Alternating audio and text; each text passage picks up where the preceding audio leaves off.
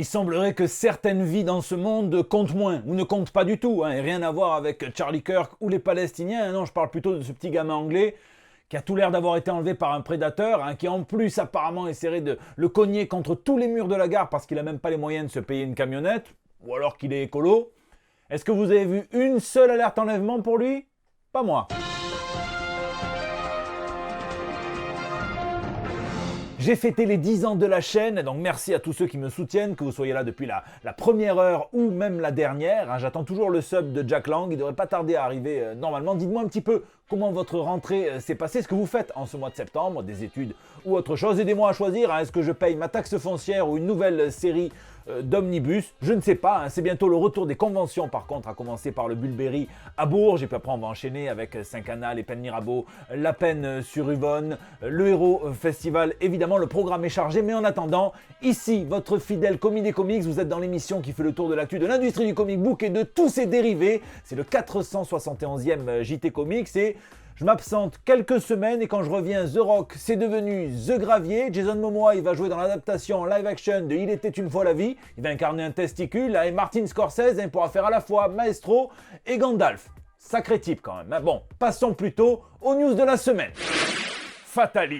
Pendant que les frères Rousseau essaient de voir à quel point on est des gros cons, essayer de plisser les yeux sur n'importe quelle image qu'ils postent, même si elle est encore plus floue que la vision de mon beau-frère après son 15e whisky rhum, parce qu'il essaie d'arrêter le coca, eh bien on peut compter sur le département des produits dérivés de Disney qui fait son show en Chine et qui nous offre le plus bel aperçu de Robert Downey Jr. en Fatalis pour le moment. Et on voit que ça sera une tenue très fidèle aux comics. Et encore une fois, je vous laisse faire vos paris sur la durée de vie de ce masque dans le MCU, parce qu'on ne cache pas un investissement à 100 millions de dollars, c'est ce que leur a coûté Robert Downey Jr. Mais ce qui est plus intéressant que cette image promo, c'est qu'on a vu d'autres images de Fatalis sur son trône dans un spectacle holographique très joli. Il faut surtout pas cligner des yeux puisqu'on aperçoit Fatalis en action. Et quand je dis Fatalis, on aperçoit l'empereur dieu ostéopathe Fatalis qui arrache la colonne vertébrale de quelqu'un qui tient un squelette, un petit peu comme il le fait avec Thanos, massacrant le dieu, enfin le titan fou dans les comics. Donc je sais pas si c'est ça exactement. Moi je vous avoue que quand je fais pause, j'ai du mal à voir autre chose que le squelette d'un enfant.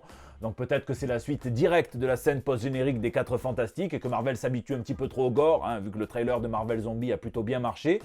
On verra, je vous laisse me dire. Mais d'ailleurs, on peut quand même revenir sur ça. Marvel qui a quand même organisé cet été la meilleure campagne virale entièrement bio de ces dernières années, puisqu'après le coup de la vidéo des chaises, pendant 5 heures où on ne savait pas si c'était le début d'un film porno amateur ou d'un film d'auteur, ils se sont sûrement dit que plutôt que de filmer l'intérieur d'un hangar de tournage, peut-être que c'est plus intéressant ce qui se passe à l'extérieur sur le plateau de tournage, et on a eu droit à des photos magnifiques de Spider-Man, des passants qui sont complètement émerveillés puisqu'ils tournent en Angleterre, et ça fait plaisir à voir, ça donne espoir même dans ce film Brand New Day où on verra le Punisher et Bruce Banner, potentiellement en mentor de Peter Parker, et entre sa cousine, son gosse, l'araignée, va peut-être falloir quand même bien faire un film où on nous explique comment Hulk a obtenu son CAPES puisqu'il est devenu le prof d'absolument tout le monde.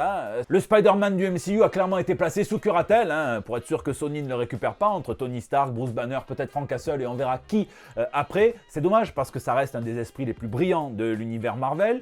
C'est aussi dommage parce que Tom Holland, il va bientôt sur ses 58 ans, donc il serait peut-être temps qu'il vole de ses propres ailes, celles qu'il a sous les bras, les petites toiles d'araignée. Mais chez Marvel, vous le savez, c'est comme chez Jean-Marc Morandini, l'âge, ça ne compte pas. Bon, tout ça, ça m'a quand même donné pas mal envie de relire le Book of Doom d'Ed Brubaker, le bon Ed Brubaker, et de Pablo Raimondi, où l'auteur vient chroniquer toute la vie de Fatalis et ajouter une sacrée profondeur au personnage, qui n'est pas juste un fou assoiffé de pouvoir, on comprend vraiment pourquoi. Donc lisez le Book of Doom si vous voulez tout savoir, des motivations de ce satané Victor. En attendant, je vous laisse me dire dans les commentaires quelle est la personne dont le squelette est arraché par ce Fatalis, et qu'est-ce que vous pensez du costume du MCU. L'homme de demain. Et dans ce nouveau DCU, tout est très fluide. On nous avait annoncé des chapitres, comme dans le MCU, avec le premier qui s'appelait Des monstres et des dieux. Certains avaient cru à un énième documentaire sur des évêques de l'église catholique, mais non, 5 films étaient prévus, des séries aussi. On a perdu entre-temps The Authority, mais on a rajouté par exemple le film sur Clayface, dont le tournage est en cours, si on en croit ces images de Gotham City. Il faudrait faire le point sur les séries également, mais James Gunn l'avait dit, déjà tout n'a pas été annoncé, et il ne se refuse pas de donner un feu vert à n'importe quel bon script qui passe sur son bureau, ce qui est une approche très intéressante et très intelligente pour son DCU. Désormais, là, il parle à l'intérieur de ce chapitre 1 dont on n'a plus trop entendu parler, au niveau, enfin, il est moins nommé, eh bien là, on parle de la saga de Superman et il a déjà annoncé le prochain chapitre qui s'intitulera Man of Tomorrow, l'homme de demain. Il l'annonce avec une illustration de Jim Lee montrant Clark, enfin Superman et Lex Luthor dans sa tenue, son armure de combat iconique, pareil pour David Corenswet et Nicolas Hoult qui posent tous deux des dessins de Jorge Jiménez et de Mitch Gerads. Donc ça fait plaisir quand même de voir que ceux qui font le matériau source ont été impliqués. D'ailleurs, pour la petite histoire, à travers le temps, on a vu Lex Luthor se battre contre Clark tout à fait en civil. Il avait eu une sorte de survêt un petit peu marrant, et c'est en 1983, dans l'Action Comics numéro 544, qu'on va apparaître pour la première fois l'armure de combat, qui est imaginée par une icône des comics, George Pérez. C'est l'époque où Lex Luthor s'est retiré sur la planète Lexor, mais quand Superman vient l'y chercher, puisque les conneries de Lex continuent d'avoir des répercussions sur Terre, eh bien, il se bat avec Superman et il maîtrise mal la puissance de son armure, en gros, et il envoie un rayon qui ricoche sur Superman et détruit toute la planète, notamment sa femme et son enfant. Donc il a encore plus la rage contre Superman, puisqu'évidemment c'est la faute de Superman, pas la sienne, ça c'est Lex Luthor. Ça c'était avant le grand reboot Crisis on Infinite Earth, où Lex Luthor s'est plutôt transformé en homme d'affaires maléfique relativement classique, mais au fil du temps, l'armure est toujours plus ou moins revenue, soit grâce à Darkseid, soit grâce à Lex Luthor tout simplement, et on peut même voir une ornée du S de Superman dans le New 52, après le Forever Evil, où Lex décide de devenir un héros et rejoint même la Ligue de Justice. Donc il y a de quoi faire. Là, au niveau du scénar, on peut espérer au pire un truc classique au niveau de l'intrigue, savoir une grande menace, Lex qui maîtrise encore pas trop ses émotions, qui fait un caprice et qui attaque Superman avec son armure avant que les deux ne parlent et ne s'allient pour résoudre cette menace et préserver la planète afin de pouvoir continuer à se faire la guerre, dans une relation ami-ennemi digne d'une chanson de Nadia. Ça c'est le pire, mais on laisse le soin à James Gunn de nous surprendre. En attendant, bien, l'univers de Superman évolue très rapidement grâce à James Gunn, entre Superman, Superwoman, qui devait à la base s'intituler Superwoman, Woman of Tomorrow. Bon, ben là c'est pour Superman, et ce prochain film, eh bien, j'aimerais bien que ça bouge comme ça pour Gotham City dans ce nouveau DCU. Donc je vous laisse me dire dans les commentaires ce que vous attendez de ce prochain film, surtout par rapport au premier. Triste monde. Dans les comics et dans le monde réel, plusieurs dramas assez regrettables. Le premier, c'est quand le vice-président de chez Marvel, Tom Brevoort, parle de l'intelligence artificielle, un petit peu comme on pourrait le faire après un bon barbecue bien arrosé en famille. En gros, il déclare qu'il a entendu les inquiétudes au sujet de l'IA, surtout appliquée au milieu artistique, qu'il faut y penser, mais que l'histoire de l'innovation humaine a prouvé qu'il est vain d'essayer d'empêcher l'utilisation d'une avancée technologique. Il continue en disant qu'il s'est bien amusé avec Google Gemini, que c'est peut-être irresponsable, certainement dangereux, dit-il, mais pas mal amusant également. Et en plus, c'est gratuit. Bon, Tom, si t'aimes le danger et l'irresponsabilité, rien t'empêche de mettre des clous dans une vaginette et de tenter l'expérience, mais on aurait préféré plutôt que tu développes ta pensée quand tu dis « Il nous appartient donc de veiller à ce que ces changements soient convenables, justes et équitables ». Voilà, ça c'est peut-être la piste à explorer, surtout à une époque où Disney et Ravensburger n'hésitent pas à blacklister directement l'artiste James C. Mulligan qui aurait vendu des illustrations faites avec l'intelligence artificielle. Il bossait notamment sur Lorcana pour eux, un exposant à la DragonCon qui aurait vendu du contenu fabriqué avec l'IA en prétendant que c'était le sien, a été expulsé par les organisateurs mais aussi par la police de la ville. Donc pour certains, vraiment, on rigole pas avec ça. Bon, moi j'arrêterai même tous les gens qui achètent des posters d'Elsa de la Reine des Neiges, mais peut-être que je vais un petit peu trop loin. Bon, sinon, tous les experts en nuancier qui ont bossé chez Leroy Merlin ont comparé la toute première apparition de Selina Kyle dans l'excellent univers Absolute qui réinvente Batman, Superman, Wonder Woman, Martian Manhunter et plein d'autres personnages de l'univers d'ici avec bien la couverture d'Argem où il la trouve beaucoup plus blanche et l'artiste dit que c'est le code de couleur que lui a donné DC Comics, jusqu'à ce que Scott Snyder, le scénariste, s'en mêle en disant que si Selina apparaît un petit peu plus mat de peau dans les comics, c'est parce qu'il y a une colorisation spéciale pour les pages où elle apparaît, puisque c'est un flashback. Bon, j'en vois déjà 2 ou 3 au fond qui commencent à dire on s'en bat complètement les couilles, donc passons à l'autre polémique, toujours chez DC, l'ultime polémique, où la nouvelle série Red Hood pour adultes a été brutalement annulée après un seul chapitre, et DC justifie en disant que l'apologie de la violence est contraire à leur code déontologique, et il se trouve que ça intervient juste après que la scénariste Gretchen Felker-Martin avait commenté l'assassinat de Charlie Kirk en demandant si la balle allait bien après avoir touché Charlie. Faut en parler de cet événement qui déteint clairement sur la pop culture. J'ai toujours préféré évidemment le Captain Kirk à Charlie, son homonyme, qui n'aurait d'ailleurs pas du tout aimé les 2 premières syllabes de ce mot. Le meurtre de Kirk est en train de prendre des proportions complètement démesurées à l'ère de la post-vérité. Tout le monde se bat par exemple sur comment qualifier le type. Certains disent que c'est l'homme parfait, un grand orateur, quasi un prix Nobel de la paix, suivant ce que je lis, quand d'autres disent que c'est un conservateur d'extrême droite, anti-gay, anti-avortement, anti-trans, anti-sémite. Ça dépend évidemment de votre bord politique et peut-être aussi de votre rapport au réel. Mais c'est toujours marrant quand même de voir des gens habitués à qualifier toute opposition idéologique d'islamo-gauchiste, au mieux, même si elle n'est ni islamique ni gauchiste, devenir d'un coup tout à fait pointilleux sur le dictionnaire. C'est intéressant de voir Charlie Kirk devenir un martyr utile, récupéré à des fins politiques dans le monde entier, alors que beaucoup des types qui le pleurent aujourd'hui ne le connaissaient pas forcément hier, sauf les fans de South Park, je vous vois. Et pour l'anecdote, alors Kirk disait que son super-héros préféré c'est Batman, et disait pour moi Trump c'est Batman. Parce qu'il dit qu'il a mis de côté son quotidien, son train de vie de milliardaire pour se consacrer à l'amélioration de la vie des Américains. Il déclare que Superman a cessé d'être le super-héros le plus conservateur, le conservateur par excellence, lorsqu'il a perdu le American Way de son slogan Truth, Justice and the American Way, pour se consacrer à un monde meilleur, alors qu'en réalité, on lui en veut pas, c'est un lendemain meilleur. Bon, ce qui est sûr, c'est qu'on ne dira pas que c'était un lecteur de comics, et ce qui est malheureux quand même, pour être un petit peu plus sérieux avec ce meurtre, puisque c'est un meurtre, c'est qu'on dirait qu'une partie de l'Amérique découvre que malheureusement, qui vit par les armes, qui bâtit son train de vie et son revenu par les armes, meurt par les armes. C'est métaphorique, je ne parle pas que des armes, mais bon, il était quand même très à cheval sur le second amendement également. C'est triste, car ce meurtre vient s'inscrire dans une période de l'histoire où il ne se passe pas une seule journée sans qu'on assiste au triste spectacle du massacre intensifié de civils, de femmes,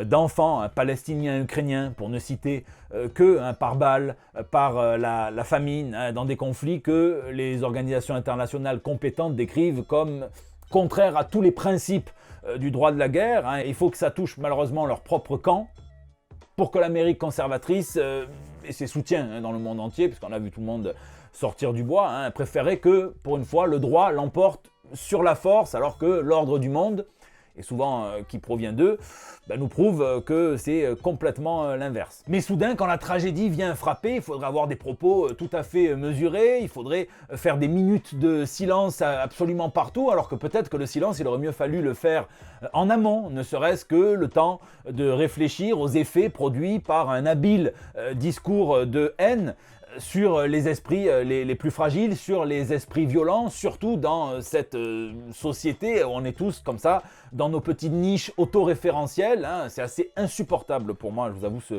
ce climat en ce moment. Et ça me renvoie vers un comics du bon Tom Taylor, le X-Men Red numéro 11, dans lequel Jean Grey et ses mutants travaillent en équipe pour reprogrammer les nano-sentinelles lâchés sur le monde pour favoriser la violence envers les mutants, et que Jean Grey s'en sert pour ajouter le seul truc qui manque à l'arsenal émotionnel de Cassandra Nova, à savoir l'empathie, mais directement dans le cerveau, et elle se fissure, et je crois que c'est peut-être la métaphore la plus parfaite pour parler de tout ça. Et donc dommage pour les créateurs qui bossaient avec la scénariste sur cette série Red Hood. Elle était plutôt prometteuse d'ailleurs, même si elle ressemblait plus à un récit autonome hors continuité digne du Black Label qu'autre chose. Les comics! À la source, dans les comics, on reste dans la politique, puisque les comics sont politiques. Un Captain America va être rejoint par 4 captains internationaux. Le capitaine français, qui est conçu par le bon Valerio Schiti, qui a voulu imiter une fleur de lys sur le torse du Captain Frenchie, alors que bon, ce symbole de royauté a été largement délaissé, abandonné en France, et qu'il est plus populaire par exemple au Québec, et ça tombe bien d'ailleurs parce que au final sur le torse, pour moi ça ressemble plus à une feuille d'érable qu'à autre chose. Sinon, bon, c'est pas trop cliché, ça va. Il y a aussi le Captain Kingdom pour le Royaume-Uni. Captain Britain doit être contents. The Star et Red Widow pour la Chine et la Russie, afin d'avoir des représentants des pays membres de l'ONU. Et la magie des comics, c'est peut-être de nous faire croire au pouvoir de l'ONU quand on a l'impression qu'elle sert autant qu'une bouteille de Volvic chez le Gérard Depardieu de la grande époque. Bon, l'autre costume qui fait parler, c'est celui d'un variant du costume symbiotique qui adopte les couleurs de Spider-Man en gardant la carrure de Venom. C'est le nouveau Venom. Marvel continue d'aller toujours plus loin en proposant son schéma classique, un récit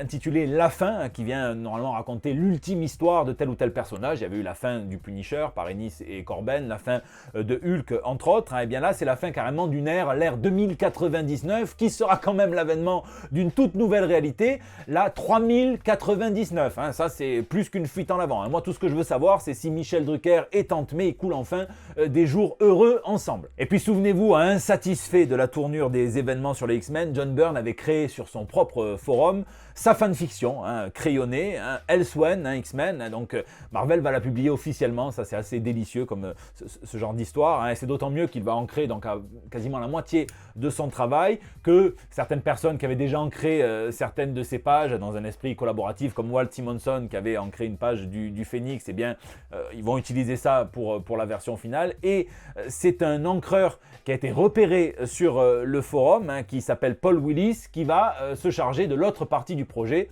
J'adore ce genre d'histoire. Sinon, Jimmy Palmiotti et Dan Panosian vont écrire une nouvelle histoire du Punisher sur le label Marvel Knight. On va avoir droit à de nouvelles aussi aventures de Frank Castle par Benjamin Percy et Julius Ota sous forme d'une série étiquetée Red Band, donc qui est ultra violente, ce qui convient plutôt bien au style du héros, qui a le vent en poupe. Ceux qui aiment le Punisher comme moi, on va bien manger. Sinon, chez DC, eh bien, Evan Narcisse et Nicholas Draper mélangent deux héros pour une mini-série en 6 chapitres, Terry McGinnis de Batman Beyond et Virgil Hawkins de Static Shock, dans ce qui va rappeler probablement le meilleur épisode de la série Static Shock, qui était intitulé Future Shock, où les deux héros se croisaient déjà, dans le DC Black Label, le label adulte qui a voulu un temps essayer de remplacer Vertigo en tant que label mature aux histoires autonomes chez DC. Spoiler, il a plié ce label sous le poids, peut-être 20 grammes, je ne sais pas, 25 grammes, je ne veux pas vexer Batman, mais sous le poids d'une bathtub. C'est tout, à cause des pudeurs de la Warner. Et bien là, une nouvelle série va y sortir, qui réunira un trio, Batman, Green Arrow et la question par Gabriel Hardman. Et la seule question qu'on ne se pose pas du coup, c'est est-ce qu'on verra le Batasboob ou la fléchette de Green Arrow? C'est non. Dans DC KO pour King Omega, eh bien, les héros vont devoir s'affronter à la Tekken dans une espèce de tournoi pour essayer de déjouer les plans de Darkseid, qui est assez inévitable, inéluctable. Il me tarde de voir le match Aquaman contre King Shark, très thématique, Red Hood contre Damian Wayne, et ça peut déboucher potentiellement sur un Batman versus Superman, cette affaire. Donc, méfions-nous. Puis en bref, Pansak, Pirchtosot et Raphaël Albuquerque vont se charger de réinventer Green Arrow pour le bon univers absolu. Il me tarde de voir ça. Et l'excellent Steve McNiven a commencé à travailler pour la première fois de sa carrière pour DC, sur du Batman, sur un one-shot consacré au Chevalier Noir qui sera écrit par Tom King, qui est le roi de DC. Il fait des comics, il murmure à l'oreille de James Gunn, et il fait même un film Archie, puisqu'il va écrire sur le personnage pour ceux qui ont fait le Spider-Verse. Et enfin, en indé, parlons seulement du patron, Mike Mignola et Ray Allen lancent une série de westerns dans l'univers d'Hellboy,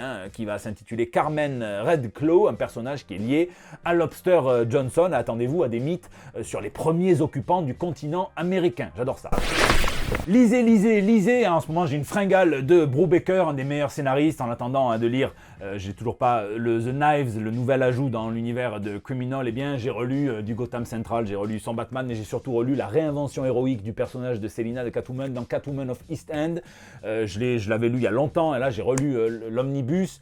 C'est assez parfait comme réinvention, avec des artistes comme Darwin Cook, comme Cameron Stewart. Il vient ajouter une profondeur au personnage qui se réinvente assez fabuleuse. Il vient développer ce quartier de l'East End aussi d'une manière peu l'ont fait comme ça. Il n'ignore pas ce qui a été fait avant lui, notamment par Frank Miller dans le Batman Year One avec David Mazzucchelli. Donc vraiment, voilà, si vous avez l'occasion, lisez. Je vous en reparlerai peut-être dans une émission plus approprié. N'hésitez pas à venir boire et dessiner avec nous dans les Drink and Draw que j'ai le plaisir d'animer chaque mois à Marseille au pub Le Black Unicorn sur le boulevard Chave. Le prochain c'est mercredi 17 septembre, on vous prépare plein de trucs, c'est un truc de fou puisque on a commencé il y a quelques mois et il y a déjà près de 40 dessinateurs en simultané quasiment à chaque fois, c'est un truc de dingue. Donc merci, n'hésitez pas à venir quel que soit le niveau, là il n'y a pas de compétition que dalle. N'hésitez pas aussi à me dire ce que vous lisez ou geekez dans les commentaires car c'est la fin de ce JT. Je vous remercie de l'avoir suivi, merci d'y laisser vos petits pouces bleus, de partager,